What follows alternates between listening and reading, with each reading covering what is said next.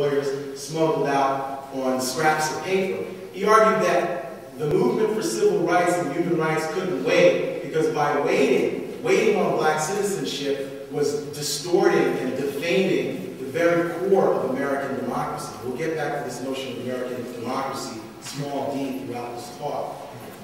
August 28, 1963, King does his most famous speech, the I Have a Dream speech.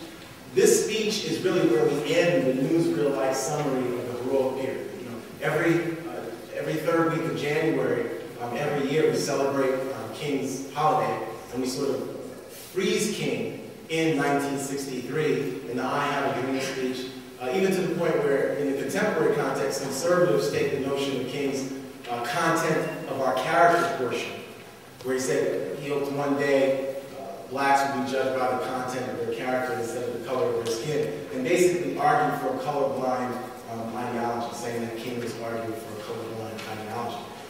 4 weeks after, and one other thing about the March on Washington as well, that was the first and last time John F. Kennedy heard Martin Luther King Jr. say a full speech. And Kennedy was actually impressed. They meet afterwards. Initially, Kennedy had been really leery of the March on Washington and tried to make sure that, one, it wouldn't be violent, and it really even attempted to make sure that it didn't happen. And King said, well, you know, we have to go ahead, but it's not going to be violent, and it wasn't violent. But less than 4 weeks after the March on Washington, 4 black girls are killed at the 16th Street Baptist Church in Birmingham, Alabama.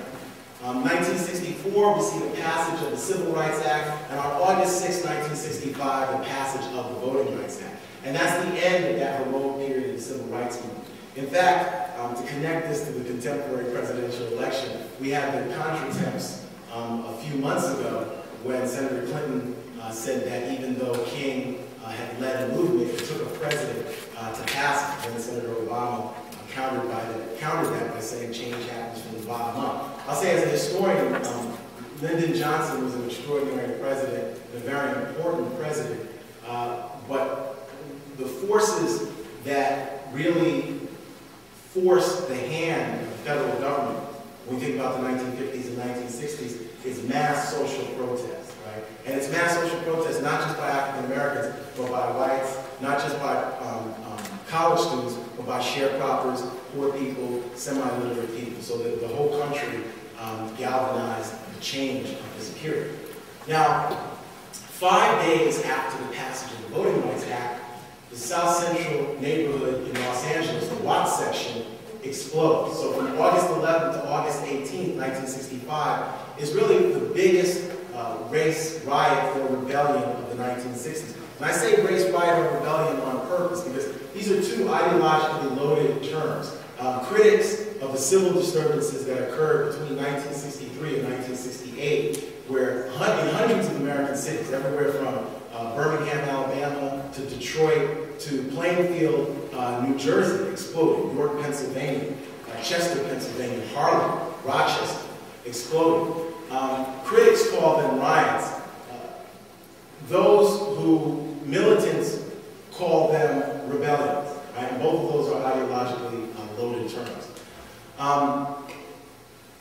After Watts in 1966, Stokely Carmichael on June 16th, a young SNCC organizer. Remember, SNCC is that group that I talked about earlier. Carmichael is going to yell Black Power during the Civil Rights March on June 16th, 1966. And that term is going to scandalize American democracy and really scandalize the American public. Very quickly, Black Power is going to be thought of as reverse racism. Black Power is going to be thought of as something that is fomenting violence. Black Power is thought of as something that is the civil rights movement's doppelganger, its evil twin. It's going to be really looked upon as a movement embodied by gun-toting black militants who practice politics without portfolio and successfully drag down a promising movement for social justice. Probably the most iconic group that embodies that perspective of the Black Power movement is the Black Panther Party for Self-Defense. In most historical accounts, Black Power fades just as quickly as it arrives. It's like a bright, streaking comet that ascends and descends rather quickly. So after 1968, in most historical accounts, Black Power is no longer basically on the scene after 1968. Certainly 68 is filled with urban riots and rebellions. Martin Luther King Jr. is assassinated Thursday, April 4th in Memphis, Tennessee. Bobby Kennedy is assassinated on June 5th in California after winning the California primary. There's the Tet Offensive in February.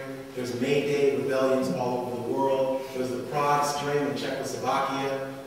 Richard Nixon is elected in November of 1968. There's all kinds of calamities going on. The new left really succumbs to a kind of self-destructive violence by the late 60s. And Black Power is basically viewed as the engine that triggers the collapse of both that heroic period of the civil rights movement, but also the more promising social justice movements of the 1960s. And that's the end of the story. Everyone can go home. It's a little joke. What I want to do now is really talk about Black Power in a more historical context, away from the way in which it's been characterized, and really do a remix. We used to say flip script when I was growing up. When we think about this Black Power movement, we need to look at the early 20th century. We need to look at the social and political movements, both civil rights and movements for radical democracy, that gave rise to this modern Black Power movement.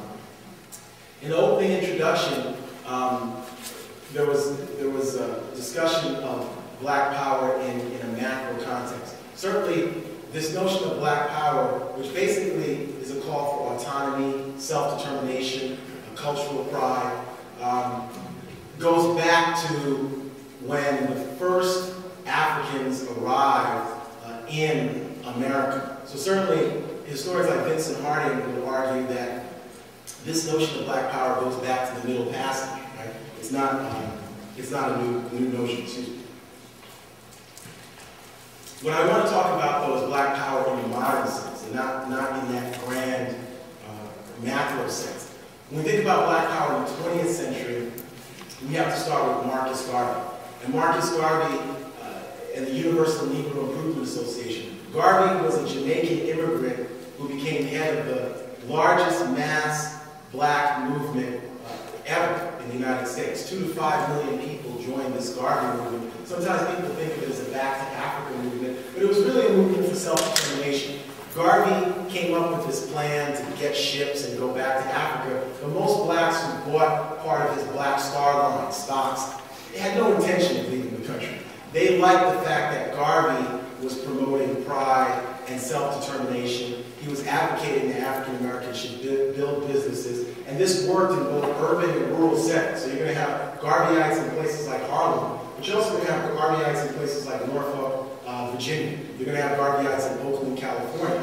Garvey's going to be deported from the United States in the 1920s, and when we think about the 1930s and 1940s, we're going to see a mass movement for radical democracy that includes some Garveyites, but is really a multiracial coalition.